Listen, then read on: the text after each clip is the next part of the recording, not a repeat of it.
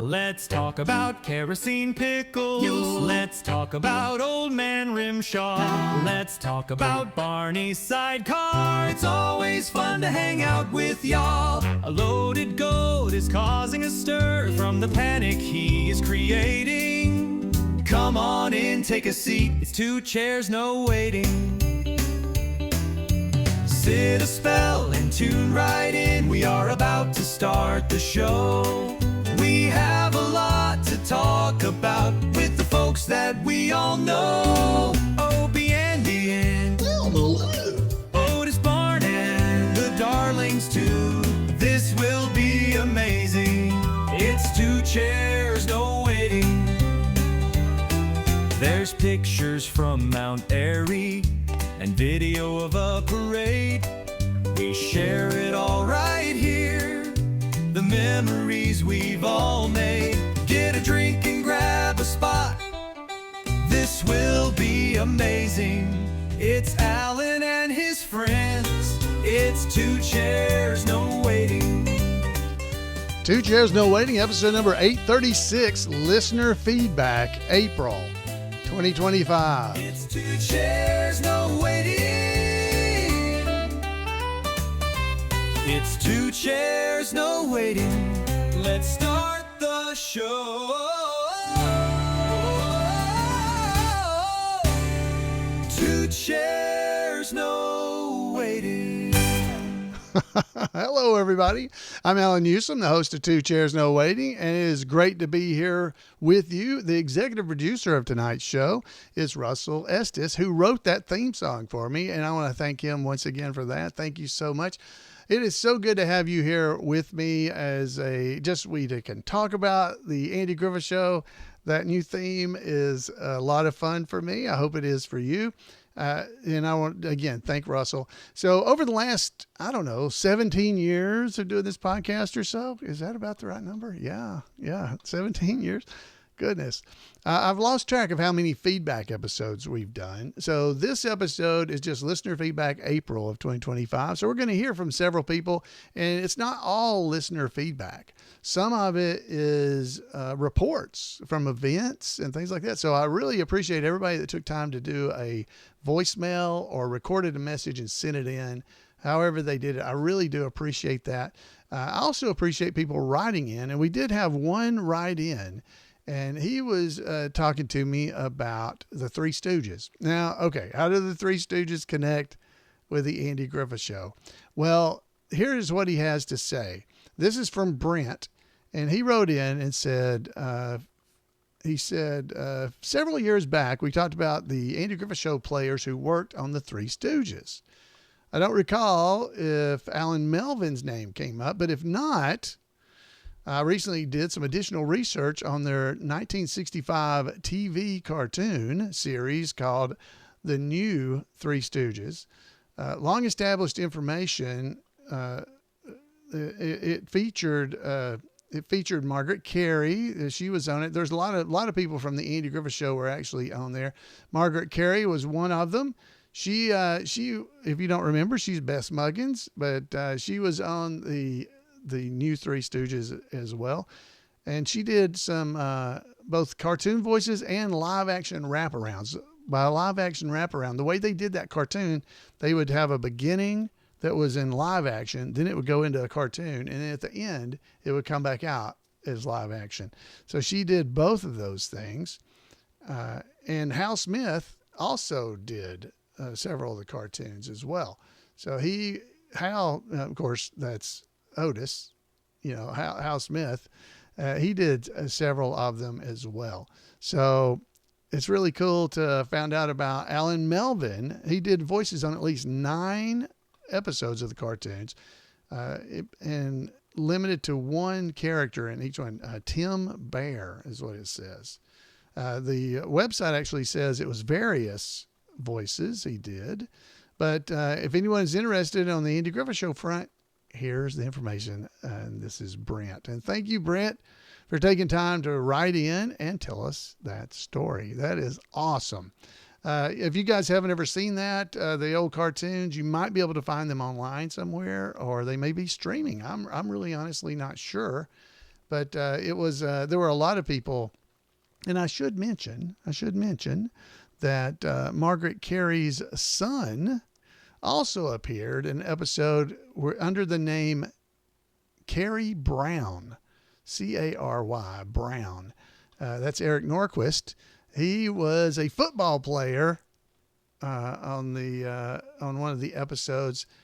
So Margaret's son also appeared on there. We got to go with him on one of the Mayberry cruises. He's been to Mayberry Day several times. So, wow, just a lot of fun. Just a tie-in with the Three Stooges, if you didn't know that. So I thought that was pretty cool. So we have voicemails. Well, not really voicemails, feedback from different folks. So we're going to head over and hear from our first report. And this is from James and Joy. James he does Andy. He does as a tribute artist of Andy, and Joy does Nurse Mary. And they have a great story to tell, so let's get that one started. Hey, Allan. This is James and Joy Dodson, a.k.a. Andy-ish and Nurse Mary. We wanted to call in and give a quick report about our trip to Steel City Comic Con in Monroeville, Pennsylvania to meet Ron and Clint Howard. We call our adventure The Dodsons Go Hollywood. The first day of the event was Friday. We only had to stand outside for about 45 minutes. Then just as soon as we were walking through the doors, I saw the back of a man's head that looked like Henry Winkler. And beside him was what looked like Ron Howard. But being that I'd never met either of them and there was not a crowd surrounding them, I second-guessed what I was seeing. He nudged me as we walked, and we quickly figured out that it was Ron and Henry. I was speechless.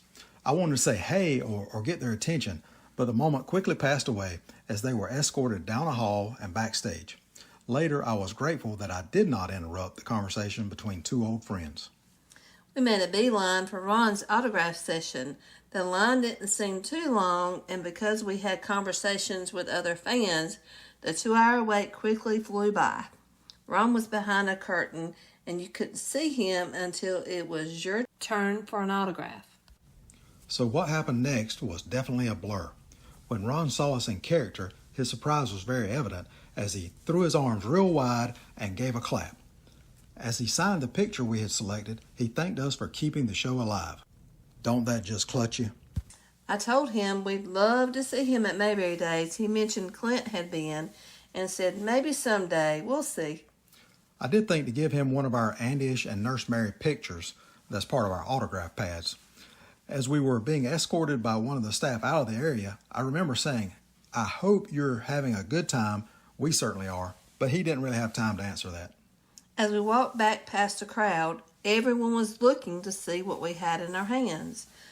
We were on a Mayberry high. Then we asked each other, what did we say? What did he say? So next we grabbed lunch and for a couple of hours took pictures with other fans and visited the vendors. Then we made our way to the photo session with Ron and Clint. Music was blaring as they hustled people in and out. Clint had not seen us yet, and when he laid eyes on us, he hollered for his wife, Babe, look at them, and the whole room stopped and stared at us. Ron told Clint, oh yeah, I met them earlier. I waved at the crowd, and I'm not sure why, but I said, hey from Raleigh. I remember some of the guys from Happy Days were back there. I think it was Potsy and Ralph. Not sure about Fonzie. And as we took our photo, Clint's wife said, look at his profile. We were ushered out and were instantly able to get our photo. The Mayberry High had returned, and we recapped the moment. Clint's reaction made our day, and we told him so on day 2. In what seemed to be a few minutes, it was time for our photo session with Henry Winkler. He was a super nice guy. He said we looked great. And just like that, they snapped the picture and we were escorted out again. On day 2, Saturday, we got to meet Ron a second time. His agent put us in the VIP line, and we went straight to the front. We had been asked to pass a note along to Ron containing contact information about possibly getting him to autograph pictures for future charitable events. We were just the messengers, but it got us a few more minutes with the man. And of course, we were in character again. He graciously took the info and gave us another autograph picture that we've since passed along. Somewhere during our adventures, There was a guy in line that said he was going to ask about Mr. Schwamp. He later reported that they didn't know him either. Next, we went to see Clint. When we got to the front of the line, we mentioned the other tribute artists, and Clint told his wife, "Hey, they know Allan." His wife remembered you from the birthday party last year and said maybe they'd get back to Mayberry days someday. Oh, and they said to tell everyone hello. Clint's daughter was helping take pictures of Clint and the fans. She took our picture with Clint and then, to our surprise, asked to get a picture with us. She gave Clint her phone, and just before he took it, he turns to the crowd and says, "Hey, look at me," indicating that he should be in pictures, not taking them. We hope that none of this comes across as bragging. We're blessed to have the experience. For my retirement back in December, some people gave a monetary gift, and what a great way to use it. Well, as Andy would say, thank you and good night. Hey, that's my line. Good night, y'all. Wow, what a great report. Thanks so much for taking time to write that in for us and to send it in. I did not take it as bragging whatsoever. We're getting to live through your report. So we wish we were there with you, being able to go through and get those pictures with Ron and Clint and seeing Fonzie and all that stuff. Man, that was an adventure for certain. And I'm so glad you were able to do that. And I'm glad you went there dressed as Andy and Nurse Mary, because I'm sure it definitely got you a lot more attention. And that is awesome, man. Yeah, see, Floyd is not as recognizable. I do Floyd the Barber, for anybody that doesn't know. But if I were just walking through a crowd like that, people would, I don't know who they would think I am. Doc Brown, some other doctor or something, Dr. Kildare. I don't know who they would think I am. But half the time, people at Mayberry events don't realize that I'm Floyd. They'll call me, "Hey, Doc, how you doing?" I'm like, "Have you ever watched this show?" So I'm so glad you got to go and do that. You came across very humble. You're a humble man and woman in a humble home. Yeah, so y'all did a great job. Thank you again for taking time to write that report and send me in some photos so I could show photos on our video. So if you watch the video version of the podcast, you'll see pictures and stuff of James and Joy at that Steel City Comic-Con convention. So much fun. All right, so now we have another one. Let's see. We have got a call in from another great report. This report's coming in from Granville, Tennessee, and the Mayberry I Love Lucy Fest, and it's from Steve and Rita. Indiana Steve here with my thoughts on our first trip to the Mayberry I Love Lucy Festival in Granville, Tennessee. Overall, I would have to say Rita and I loved it. By far our favorite thing was seeing all our friends that came from all over to attend this festival as well. The town is small, but that's its charm. All its citizens were extremely friendly, and you can easily walk to all the different venues and never get lost. Saturday was our favorite day. We got to see tribute artists performing on stages, Charlene singing with the Bluegrass Band, interviews by Allan with Dennis Rush and Keith Thibodeau, and Randy Turner talking to Dixie Griffith and Karen Knotts. Saturday night was the Cats, though. It started with a delicious meal of catfish and chicken, and then we proceeded to 4 different stations for some outstanding entertainment.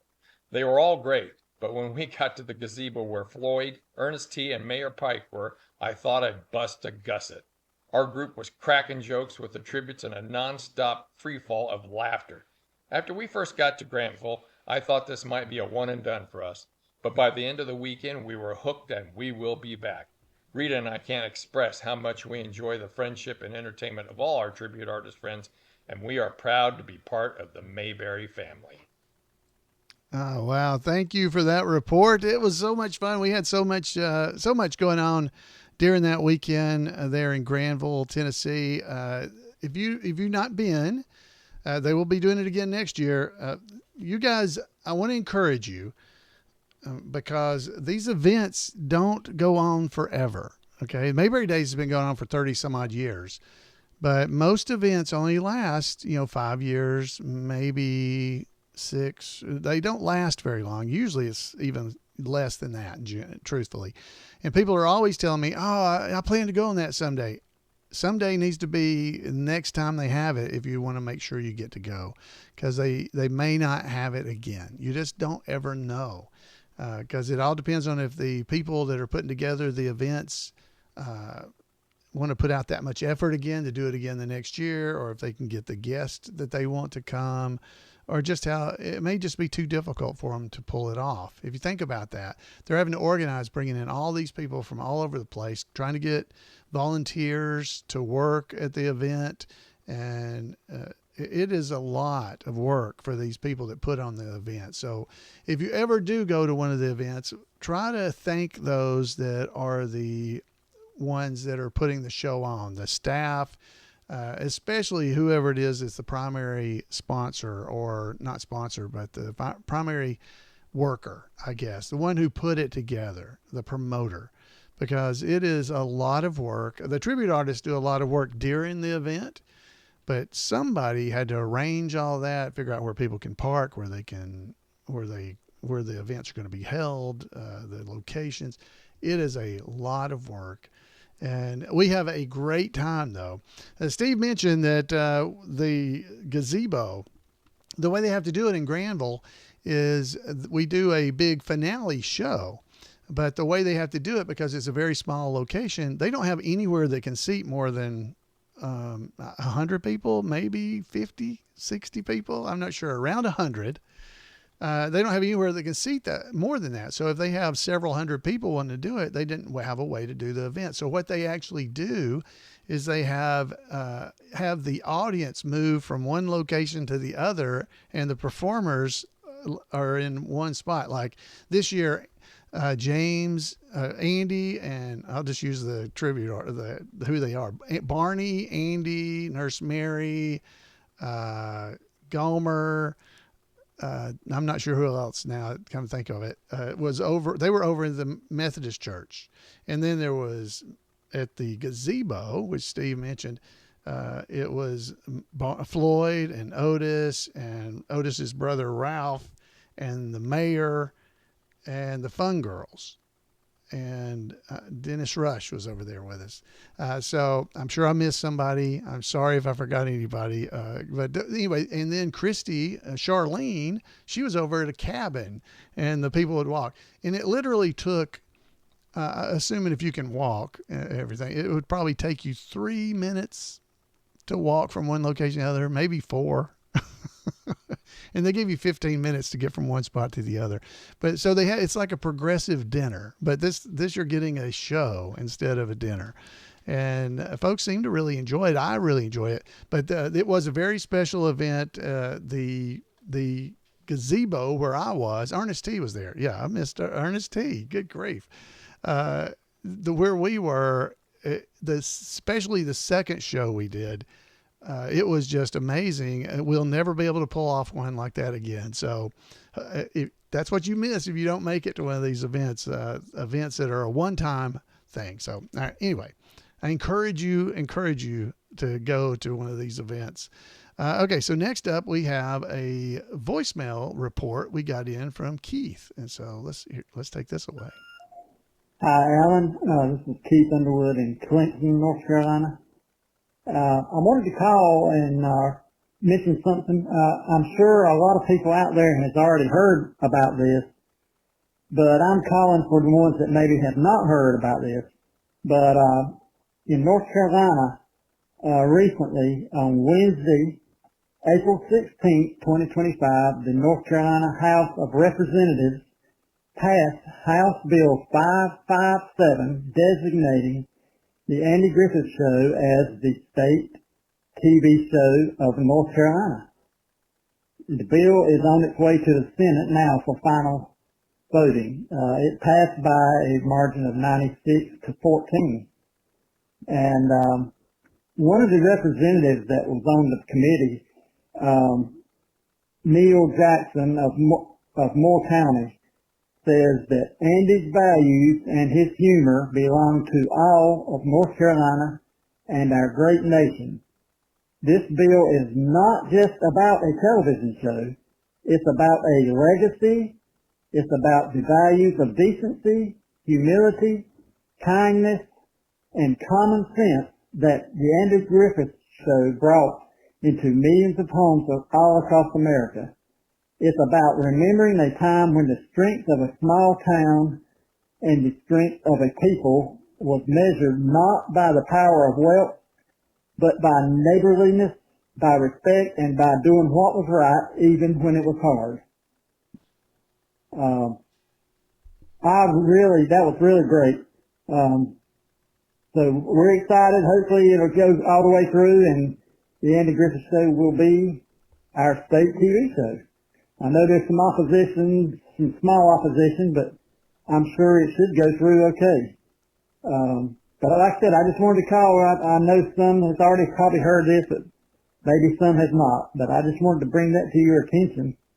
And thanks for what you do, and I'll talk to you later. Thank you, Keith. Thanks for taking time to call in and give us that report. Yeah, I did hear about that, and we've not really talked about it here on the podcast much, but we had several of our tribute artist friends made it to the event that was at the state capitol to help or to participate in the House portion of this vote. So hopefully the Andy Griffith Show, that would be kind of cool if the Andy Griffith Show becomes the state TV show of North Carolina. But as far as I know, it has not yet passed the Senate and gone on to be signed up on. But it's still likelihood that it will, I think. And so I'm happy for the people in North Carolina. But you've got to share it with everybody else, because I don't live in North Carolina, so it's my show too.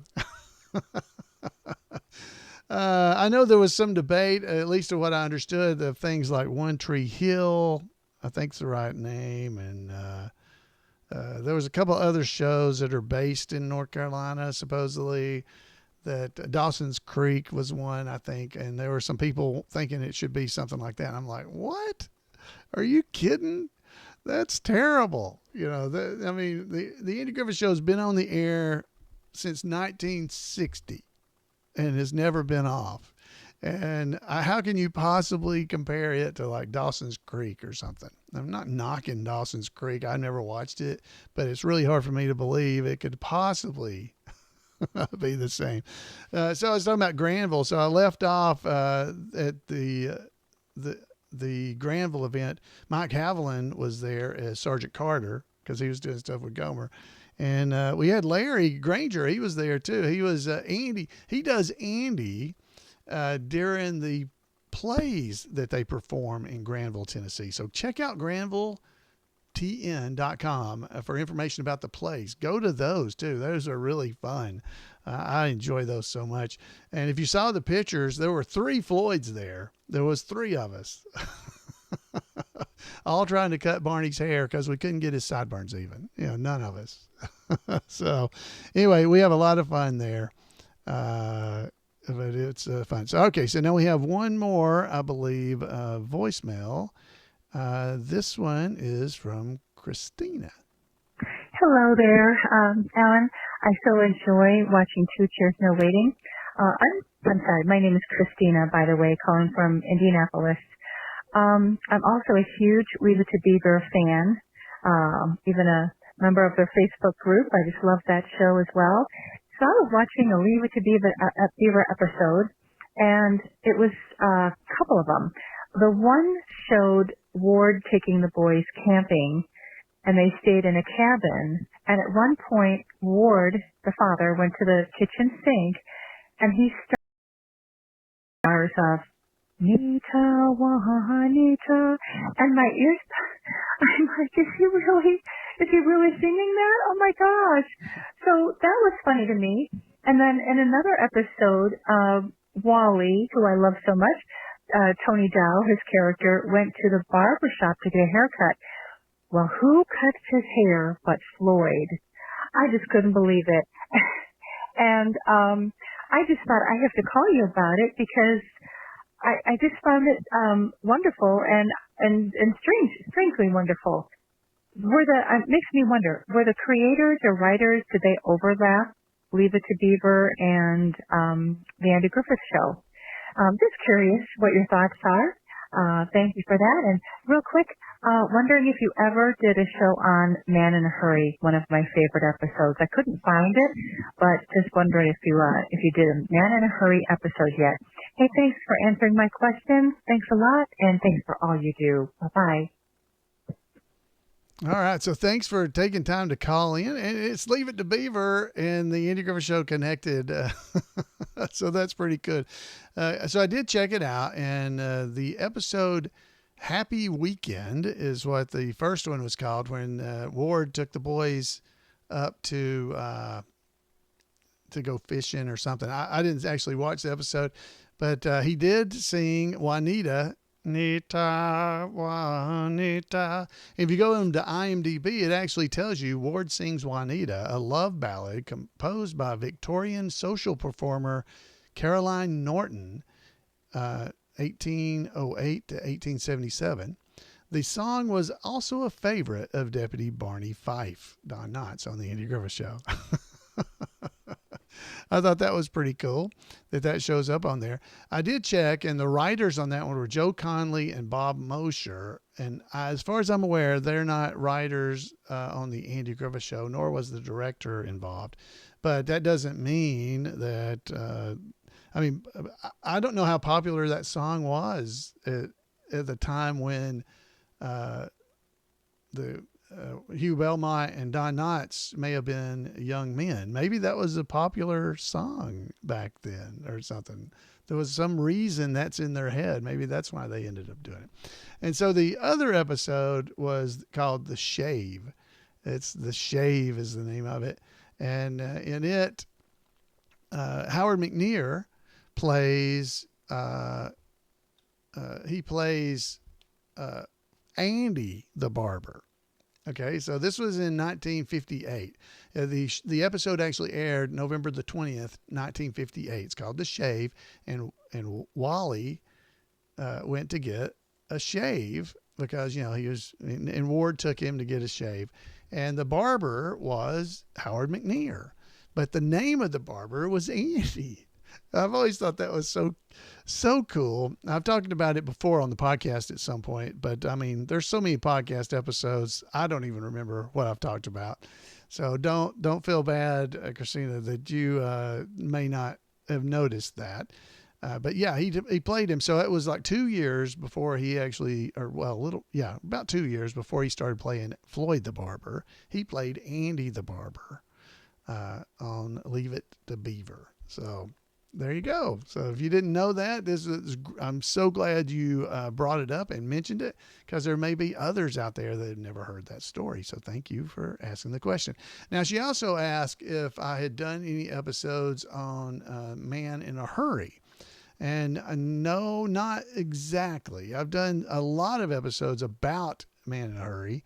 There's if you go to the Two Chairs website and actually search for Man in a Hurry, it will come back with Burke on Mayberry, which is also on that same website, where he did an episode where he kind of reviewed it, but he just does a cursory overview. I did an episode back in January of 2011 called Mayberry Party Line. And as part of that episode, I talked a good bit about that particular episode because, in that episode, the man in the hurry, Mr. Tucker, is trying to call somebody and he can't because the party line is taken up. So I talked a good bit about it then. There's other episodes where I actually talked about it as well. There's one called Who's Johnny Paul, which I bring up the fact that there was a Johnny Paul in the episode Man in a Hurry, who Opie's at church with, or they're pulling the the hair out of the suit coat, and it's going to go soft. And that was not the same person or, the same boy that was later Johnny Paul. So that came up in that episode. And then there's one called Where Was Sarah, which also is about the party line. So if it's a party line, why was Sarah not answering or making them get off the phone or something? Because if you connect two people They shouldn't use everybody's phone in the whole town. The whole town shouldn't have been on a party line unless it was because it was Sunday and Sarah takes a day off. Maybe that's it. And she just connects everybody's phone so they can talk to everybody. That may be what happened. That's my theory. And I think that's what I talked about in that particular episode. So there are some episodes related and some other feedback episodes that you can find there.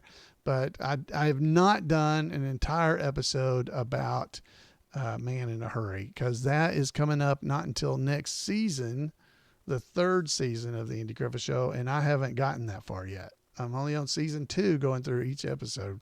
I've only done, 800 or 3, whatever the number is this week, 836 episodes. But, evidently I haven't had time yet to go through every episode of the Andy Griffith Show. We'll get there. We'll get there someday. We'll get there. All right. Anyway, so thank you again for taking time to call or write in, whichever you might have done for this episode. So I really appreciate it. And speaking of episodes, I want to mention that this episode and all episodes of Two Chairs No Waiting are brought to you by Weaver's Department Store. Yes, it's a real store. Go over to Weaver's and check it out. There's all kinds of cool stuff there. Mother's Day is coming up. You can get some candles. There's 4 different kinds of candles. Maybe she'd like. You can get Old Man Kelsey's Ocean, the Taylor's Front Porch. There's several. Head over there and check it out. And while you're there, you can also get soap. There's Floyd's Barbershop soap. That's right. You can get soap. And it's red, white, and blue. So it can be patriotic or Mother's Day-ish. I don't know. Go over to weaversdepartmentstore.com and check it out. So we want to thank Weavers, which is my wife and me, for helping support the podcast. So thank you. Anything you buy there helps support us. So I really appreciate it. All right. So next up, I was going to play some trivia, but I think we're going to try to get this story up. I was running across this great story about Parley Baer that it's fairly short, so I'm going to go ahead and read it for you. It's on the MeTV website, because I was looking around on MeTV for trivia questions, if you might remember. And I found this article that says Parley Baer was accosted by a woman in a barbershop because of the way his character treated Andy Taylor on the Andy Griffith Show. That is the title of the article. And it's basically told you the whole story. So there you go. But Parley Baer, if you don't know, that's Mayor Stoner. He says, it says, look, you can do a lot of things in this lifetime, but one thing we'd never advise you to do is hurt Andy Griffith, even if that pain is merely fictional. Parley Baer was a talented actor, but while he played many roles, he wasn't frequently recognized in public. It's a quote from him. He says, I'm known from coast to coast as, what's his name? said Baer during an interview with the Denton Record Chronicle. You probably never heard my name, but you'll recognize the old kisser. I'm recognizable, but largely ignored, like a street sign in your hometown. That's what he said. Still, the actor is perhaps best known for his role as the rather rigid Mayor Stoner of the Andy Griffith Show. However, Baer might have acted a little too well in the series. Viewers may remember that Mayor Stoner's frequently found himself at odds with Sheriff Taylor, played by Andy Griffith. The tense relationship got Baer into some real-life trouble when a woman approached him at a butcher shop.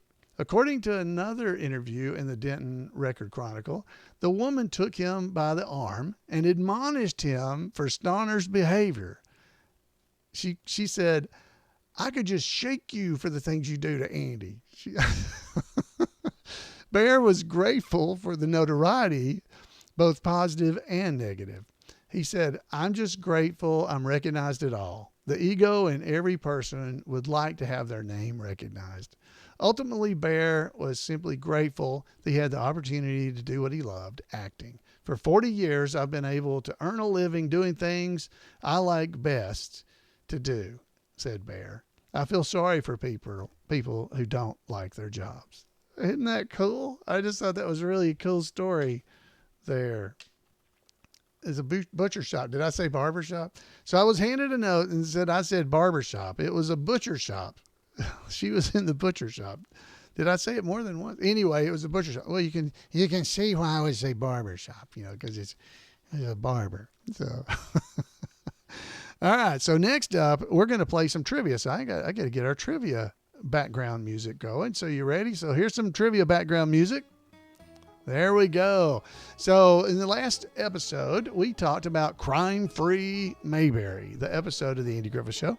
So we had some trivia last week that I found from MeTV, and guess what? They have some more. So let's play a little more trivia here. So these are going to be fairly easy, not too bad. You can go and play them. There'll be a link in the show notes if you'd like to see them. All right, question number 1. Here we go. It's multiple choice. Who sings in a jailhouse down in Dixie, fighting crime and risking life? Is it Andy, Barney, or Opie? Who sings it? The chat rooms are going wild. If you'd like to join us for the chat rooms, you can come over to live.twochairsnowaiting.com and join us on Monday nights at 8 p.m. Eastern. All right, so here we go. Who sings in a jailhouse down in Dixie, fighting crime and risking life? Was it Andy, Barney, or Opie? I'm pretty sure it was Andy. No, it's Barney. See, that is true. I missed it. Did y'all get it right? It was Barney. Yeah, that's it. Okay. Andy says, "Oh, my Barney. Oh, my Barney." What's he say after that? Had a jail and couldn't lock it? Tried his know-how to a rocket, or kept a bullet in his pocket? All right, what's the answer? What's the answer? The answer is, oh, my Barney, had a jail and couldn't lock it. Had one bullet for his pocket, had to keep it in his pocket. Is that what it says? I think I said something wrong. All right, anyway, next up. He had a jail and he couldn't lock it was the answer. Number 3. Who says, "Now the chief has sent me down here to observe firsthand just how you achieved this wonderful record"? Now the chief has sent me down here to observe firsthand how you achieved this wonderful record. Was it Ray Watson, Joe Lanton, or Fred Jenkins? On the episode, who said that? The character. The character. Okay, pause if you don't want to know the answer because I'm about to give it to you. The answer is Fred Jenkins. Fred Jenkins. Number 4. Who asked, "What foolishness will they think of next"? Was it Aunt B, Mayor Pike, or Andy? What foolishness will they think of next? That was Andy. That was Andy. And I think it was when Barney had written the words to that song we were just singing.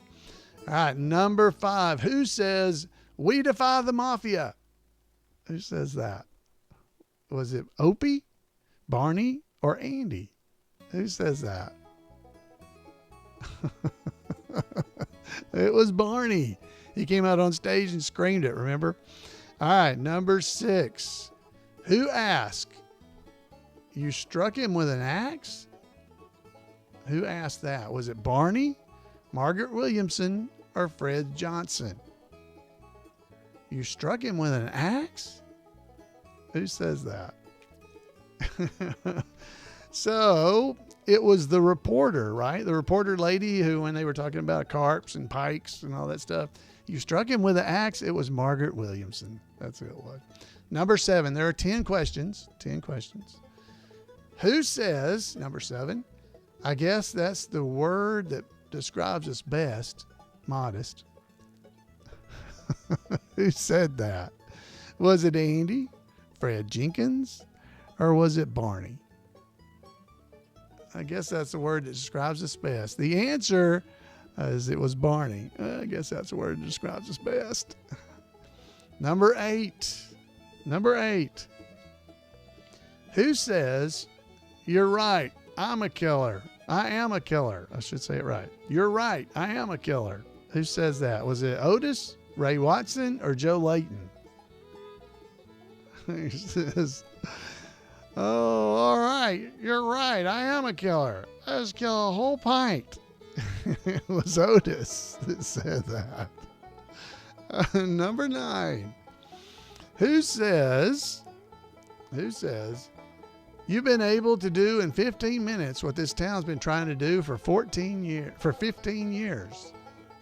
You've been able to do in 15 minutes what this town's been trying to do for 15 years. Was it Barney, Andy, or Fred Jenkins that said that?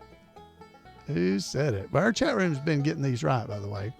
The answer is Andy. Andy said that when the guy broke into the safe and came in, remember? All right, finally, the last question, number 10. Who says the minute they commit a crime, they know that capture is inevitable and they just come in and lock themselves up? Who says that? Was it Andy, Otis, or Barney? The minute they commit a crime, they know capture is inevitable and they just come in and lock themselves up. Who says that? The answer, Barney said that when he was giving the tour to all the people. He's giving the tour. How did you do? How did you do with your answers? How did you do there? Oh my goodness, I love this stuff. So I hope you guys enjoy it. Just playing a little trivia, and that was from last week, so we should have done pretty good. I missed one, but it's really because I clicked the wrong button. But I'll give you that. So I don't give them all right either. I don't get them. All right. So how did you do? So I got 9 out of 10 myself. Folks in the chat room are saying they got 6 7/8, and some are saying they got 10 of 10. Oh my goodness. All right. Was there anything else I was going to tell you tonight? Let me look real quick to make sure there wasn't anything I'm forgetting.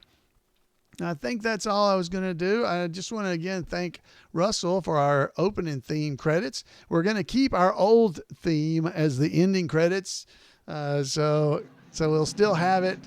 Folks, it is great to spend time in Mayberry. Thanks for being here. Head over to weaversdepartmentstore.com and see if there's something you might like.